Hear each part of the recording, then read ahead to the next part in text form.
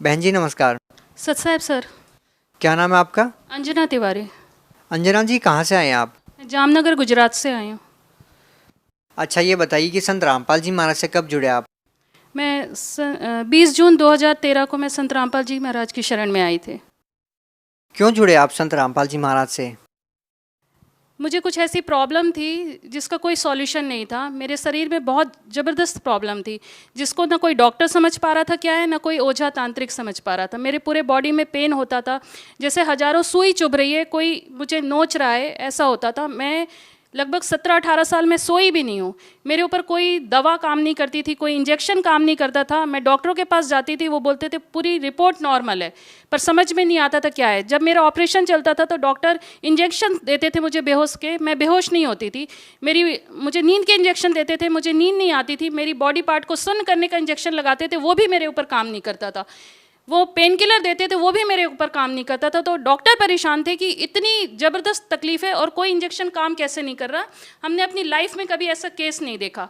जब हम ओझा तांत्रिकों के पास जाते थे या एस्ट्रोलॉजर के पास जाते थे तो वो बोलते थे ये ग्रह है, वो ग्रह है, ये बीमारी है, वो बीमारी है। फिर कोई मुर्गा मांगे, कोई बकरा मांगे, कोई कुछ भी मांगता था।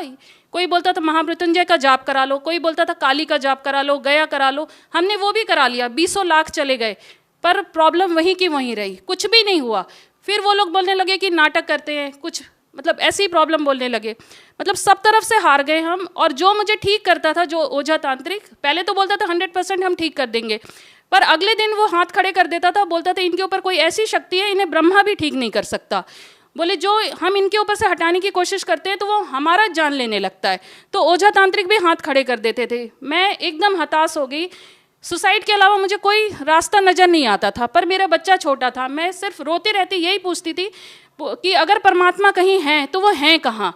इस कलयुग में तो परमात्मा आएंगे नहीं। जिसने जो बोला वो पूजा की। कोई बोलता था दुर्गा जी को मानो, कोई बोलता था हनुमान जी का। जिसने जो बोला उनको मानना चालू किया, पर कहीं से कोई रास्ता नहीं नज़र आ रहा था। ये बीमारियाँ कैसे ठीक हुई? मैं संत रामपाल जी महाराज की शरण में जब आई, मुझे किसी ने पुस्तक भी नहीं दी, कुछ भी नहीं। सिर्फ मैंने आत्मा से पुकारा परमात्मा का। टीवी पे गुरुजी का उस समय आ रहा था। अच्छा आप एक बात बताइए, आपने बोला कि आप जिस भी संत के पास जाते थे तो नाटक करते थे, कोई ठीक नहीं करता था। लेकिन यदि देखा जाए बहन जी, तो आज आप ये कह रहे हैं कि एक ऐसे संत ने आपको ठीक कर दिया जो स्वयं आज जेल के अंदर है, तो लोगों को ये नाटक ज़्यादा लगेगा। आप इस बारे में क्या कहना चाहेंगे? मैं वही बताना चाहूँगी कि जिनके पास हम जाते थे, जो लाखों रुपए लेते थे हमसे, वो तो हमें ठीक नहीं कर पाते थे। और जब नहीं ठीक कर पाते थे तो बोलते थे ये नाटक करें। और गुरुजी जिनके पास मैंने जाके अपनी कोई प्रॉब्लम बताई ही नहीं, मैंने सिर्फ टीवी में सुना था उनको और मैंने जाके नाम ले लिया, गुरुजी ने आशीर्वाद दिया। मैंने तो अपनी प्रॉब्लम भी नहीं बताई गुरुजी को। सिर्फ घर पे आई, गुरुजी का सत्संग सुनना चालू किया और जो मालिक ने, संत रामपाल जी महाराज ने जो हमें मंत्र दिया था, बस उसको जपना चालू किया और नियम मर्यादा में रह के भक्ति करनी चालू की। धीरे धीरे करके अपनी प्रॉब्लम साथ में, मतलब थोड़ी थोड़ी करके वो धीरे धीरे करके कम होती चली गई। जब कम होती चली गई तो हमारे अंदर विश्वास आया कि सच्चाई यहीं पर है और परमात्मा यहीं है। लेकिन लोगों को ये विश्वास कैसे होगा कि एक संत है, जेल में है, वो खुद परेशानियों में है, वो आपकी परेशानियों को कैसे ठीक करेंगे? क्या लोगों को ये नाटक नहीं लगेगा? आपके पास क्या प्रमाण है कि आप संत रामपाल जी महाराज जी से नाम लेने के बाद आपकी सारी बीमारियां ठीक हुई है, या आपको बीमारियां थी भी या नहीं थी? लोगों को कैसे विश्वास होगा इन बातों पे? क्योंकि हम 18 साल से हमने कोई ओझा तांत्रिक और डॉक्टर किसी को नहीं छोड़ा। कौन कौन से डॉक्टर को आपने दिखाया? कौन कौन से मेडिकल में आप गए? जैसे मैं फिजिशियन के पास भी गई। कौन से मेडिकल में? दिल्ली एम्स में, और स्वरूप रानी हमारा है इलाहाबाद का, वहाँ पर। और भी बड़े बड़े हॉस्पिटलों में गई मैं। Gynaecologist, neurologist, psychologist, physiologist, physician, सबके पास, किसी के पास मेरी प्रॉब्लम का कोई सॉल्यूशन ही नहीं मिला उन लोग, किसी को भी। तो लोगों को विश्वास कैसे हो कि आप एक ऐसे संत से ठीक हो सकते हैं जो जेल में है? उस संत से नाम दीक्षा लेने के बाद आपकी सारी प्रॉब्लम ठीक हो गई। उन्हें खुद सोचना चाहिए ये चीज़ तो, कि हमें भी क्या ज़रूरत है कि हम झूठ बोलेंगे। हमें गुरुजी ने कोई हमसे पैसे नहीं लिए और ना हमने उनको कोई पैसे दिया है। हम तो बता रहे हैं कि हम इससे पहले जिनके पास जाते थे, डॉक्टर के पास, इतने टेस्ट करा लिए हमने, हर ओझा तांत्रिक के पास लाखों हमने वहाँ दिया, पर हम वहाँ से ठीक नहीं हुए। और संत रामपाल जी महाराज जिन्होंने हमें पूरा प्रमाण दिखाया कि ये भक्ति सही है, पूरा प्रमाण दिखाया कि वो ब्रह्मा विष्णु महेश कौन है, पूरी सच्ची भक्ति दिखाई और हमें जो मंत्र दिया हमने उसको सिर्फ जपना चालू किया। हमसे उन्होंने कुछ नहीं कहा, सिर्फ हमने उस मंत्र को जपना चालू किया और हमारी प्रॉब्लम अपने आप सॉल्व होती थी। तो एक बार ये पूरी मतलब जो हमारे जगत के भाई बहन हैं, मेरे ऊपर विश्वास ना करे, एक बार वो मंत्र लेकर जपना तो चालू करे। जब वो इतने लोगों को वो ट्राई कर रहे हैं, तो एक बार संत रामपाल जी महाराज की शरण में आके उन्हें भी ट्राई करें। वो जब वो ट्राई करेंगे तभी पता चलेगा। हमें भी कोई चीज़ को हम पहले ट्राई करते हैं। नहीं, आप इतना जोर क्यों लगा रहे हैं? आप क्यों कह रहे हैं कि संत रामपाल जी महाराज से नाम दीक्षा लो? आपका इंटरव्यू देने का क्या मकसद है? मेरा इंटरव्यू देने का यही मकसद है कि मैं 18 साल से ज़िंदगी और मौत के बीच में झूली हूँ, और कोई मुझे ठीक नहीं कर पाया था। यहाँ तक कि सबने बोल दिया था, हमने लाइफ में ऐसा केस ही नहीं देखा। डॉक्टरों ने भी, ओझा तांत्रिक ने भी, वो भी बोलते थे कि हमारे पास बहुत बड़े बड़े भूत प्रेत वाले आए, पर हमने ऐसा नहीं देखा, ऐसा केस हमने देखा ही नहीं जिसको कि हम ठीक ही नहीं कर पा रहे हैं, और वो चीज़ हमारे ही ऊपर आ जा रही है हमारी जान लेने के लिए। और डॉक्टर तो ये बोलते थे, हमने ऐसा कोई केस नहीं देखा कि हम कोई दवा दें और इंजेक्शन दें और पेशेंट के ऊपर वो काम ना करे। ये पहला केस है जिसके ऊपर कि कोई इंजेक्शन काम नहीं कर रहे हैं, कोई दवा काम नहीं कर रही। वो मतलब मेरा ऑपरेशन चालू हो गया था, पर मैं बेहोश नहीं हुई थी। फिर मुझे बोलना पड़ा कि मैं मतलब होश में हूँ और मेरी पार्ट भी शुद्ध नहीं हुआ है। डॉक्टर मतलब इतने हताश हो गए थे कि जैसे मेरा ऑपरेशन पूरा करके वो खुद ही वैष्णो देवी चले गए, कि मतलब अब मेरे को मतलब परमात्मा के ऊपर उन्होंने छोड़ दिया। उस समय डॉक्टरों ने ही, जो साइंस नहीं मानती भगवान को, मेरा ऑपरेशन के बाद वो खुद वैष्णो देवी चले गए। और मैं उनसे ठीक भी नहीं, ऑपरेशन तो मेरा हो गया, पर मेरी प्रॉब्लम वहीं की वहीं रही। फिर भी तो मुझे समझ में नहीं आया कि ऑपरेशन भी हो गया सब कुछ, फिर भी मेरी प्रॉब्लम वहीं की वहीं है। फिर मेरा मतलब वही सुबह उठ के सबको ढूंढना कि आखिर परमात्मा है कहाँ चैनल पे।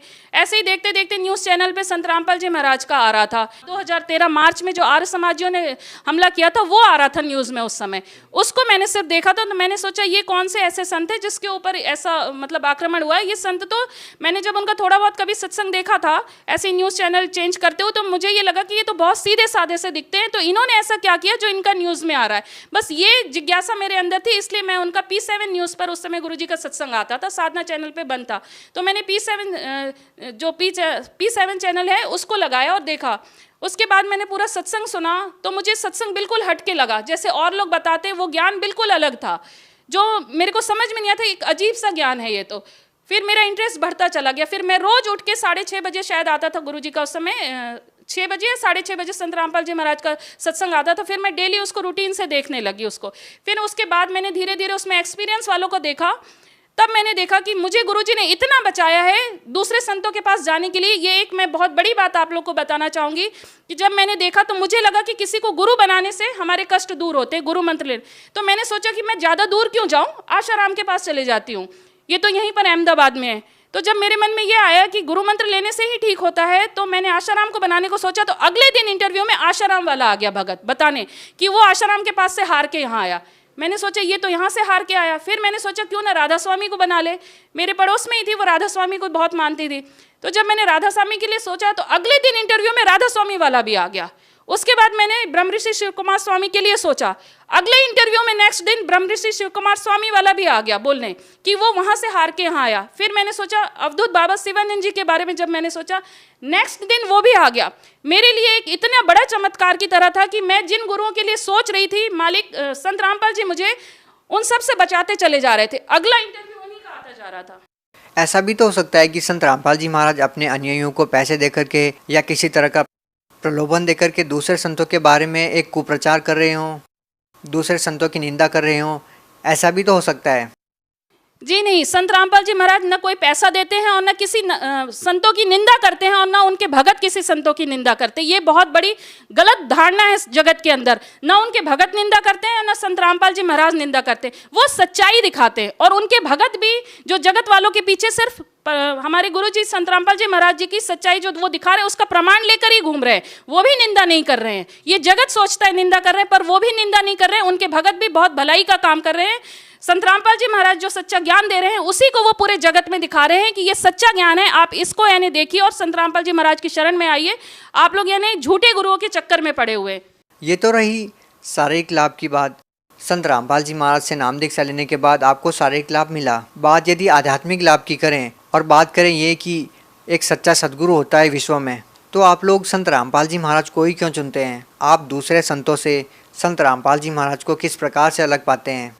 क्योंकि दूसरे संतों ने हमें मतलब ये आध्यात्मिक ज्ञान दे ही नहीं पाए। वो सृष्टि रचना भी नहीं बता पाए, वो ब्रह्मा विष्णु महेश के माता पिता भी नहीं बता पाए, दुर्गा जी के पति कौन है, उन्होंने हमें कोई ज्ञान दिया ही नहीं ऐसा जिससे कि हम विश्वास करें। और संत रामपाल जी महाराज पूरा मतलब पूरी एक एक टॉपिक पूरा दिखाते हुए हमको पूरा ज्ञान करा रहे, और वो भी पूरे शास्त्र खोल के हमें, वेद कुरान बाइबल गुरु ग्रंथ साहिब पूरे खोल के हमें दिखा रहे हैं सच्चाई। बाकी कोई गुरु ये नहीं करते हैं। बिल्कुल सही बात है आपकी। और लाखों धर्मगुरु हैं, लोगों को ये डिसाइड करना मुश्किल हो गया है कि कौन सही है और कौन गलत। प्रैक्टिकल करके लोगों को पता चल रहा है कि कौन सही है और कौन गलत।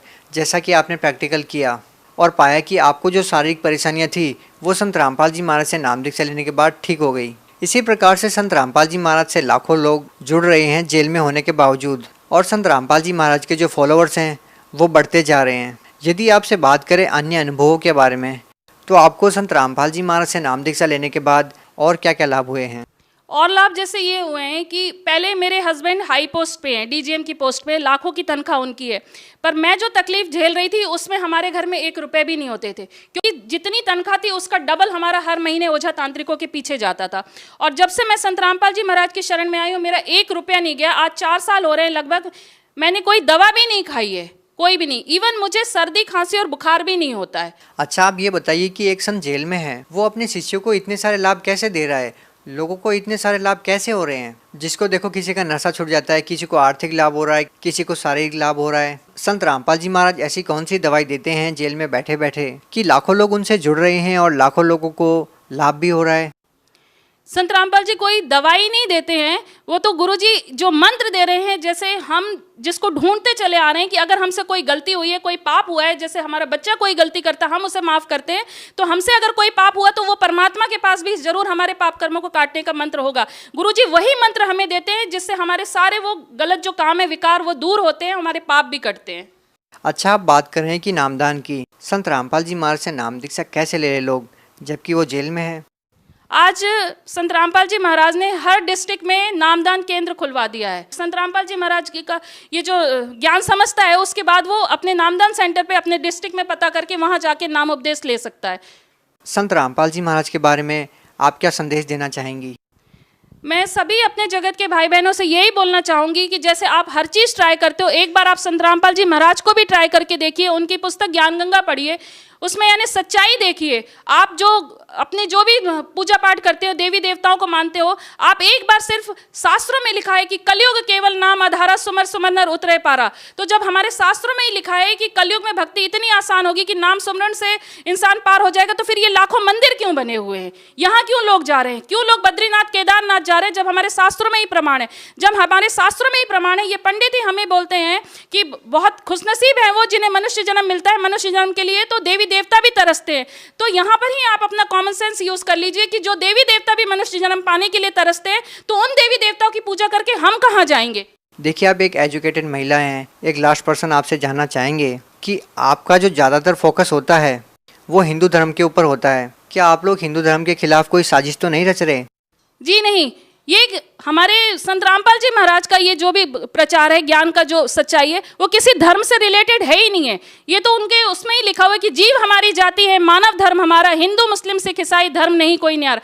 हम सिर्फ ये कह रहे हैं कि हमारे धर्म ग्रंथों में जैसी पूजा पाठ लिखी है, बस हमें उसी तरीके से करनी है।